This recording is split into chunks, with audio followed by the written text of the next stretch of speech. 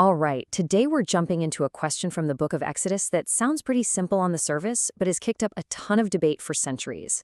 When the Israelites crossed the Red Sea, how many of them were there? Really? Well, the answer isn't just a number. It's a detective story, and all the clues are buried right there in the text itself. So yeah, how many people actually made that famous crossing? I want you to try and forget the numbers you might have heard before. We're going to do this like a real investigation. We'll follow the clues left in the source text, build a population model basically from scratch, and see if we can crack this ancient case together. And our investigation starts right here in Exodus. The text gives us a very specific number, but it comes with this massive catch. It says 600,000 men, but then it adds that little phrase, besides women and children. And that's our whole mystery right there. 600,000. I mean, just let that number sit for a second. That's a city roughly the size of Boston, and that's only the men. So, to get the full picture, we've got to dig a lot deeper. Okay, so here's our big challenge right out of the gate. We need to find a multiplier, and a reliable one at that. How do we get from 600,000 men to a full population count that includes everybody else? Well, lucky for us, the text itself gives us more clues. To find our multiplier, we have to jump ahead a bit to the book of Numbers, which, believe it or not, contains a surprisingly detailed census of the tribes of Israel. Okay, so check this out. Look at the total here. This census in the book of Numbers counts 603,550 fighting men. Now, that is incredibly close to the 600,000 from Exodus, which is a pretty good sign we're talking about the same group of people. But we still have the exact same problem. It's only counting the men. Right, so this is the heart of the problem. We've got a really solid baseline for the number of men. But to figure out the total population, we need some kind of demographic key to unlock the rest of the data. And that key, our Rosetta Stone for this entire puzzle, comes from one specific tribe, the Levites. They're unique. Why? Because for them, the census gives us a total count of all their males from 1 month old and up, not just the fighting men. This gives us a complete demographic slice that we can actually work with. And this is why the Levites are so important. Get this. The census gives us two hard numbers for them. First, the total male population, 1 month and older, is 22,000. And second, it gives us a specific chunk of that group, the 8,580 men who are between 30 and 50 years old.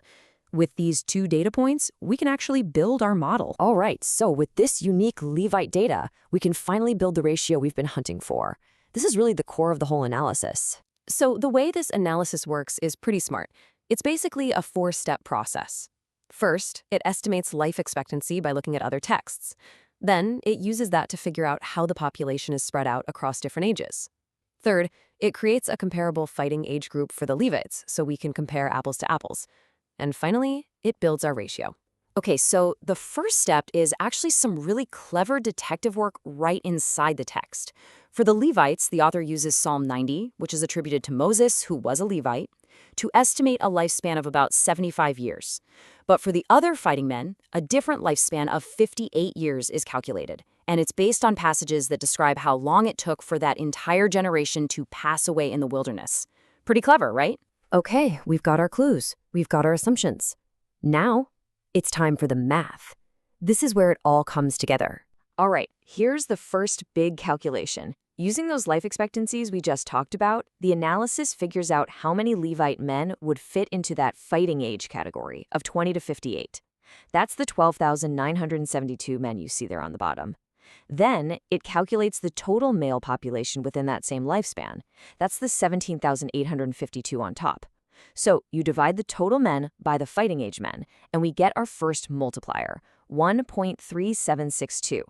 This ratio is our tool for turning a fighting men count into a total men count. So now, we can take that ratio we just figured out from the Levites and apply it to everybody else. We take the 603,550 fighting men from all the other tribes, we multiply it by our new factor, and bang! We get an estimated 830,602 total men in those tribes. Okay, home stretch. To get our final master multiplier, we just have to do 3 more things. First, we add the total men from the other tribes to our Levite men for a grand total of about 852,000 males.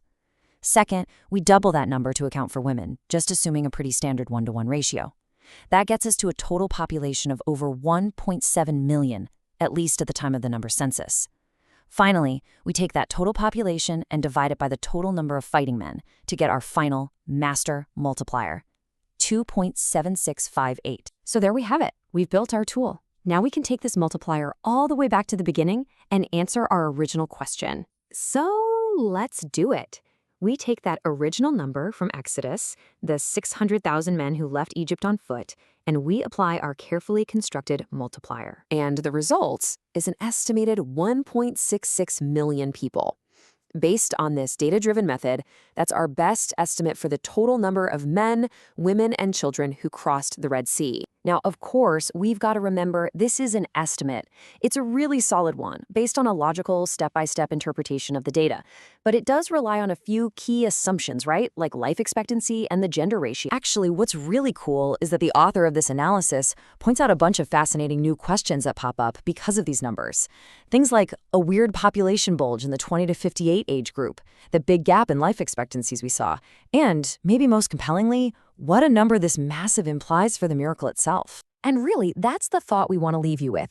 Whether the number is perfectly precise or not, what this whole exercise shows is a crowd of absolutely immense scale. So the final question isn't just about how many people there were. It's about what a crowd of nearly 1.7 million people truly means for the logistics, the theology, and just the sheer mind-boggling scale of the events described in the Exodus story.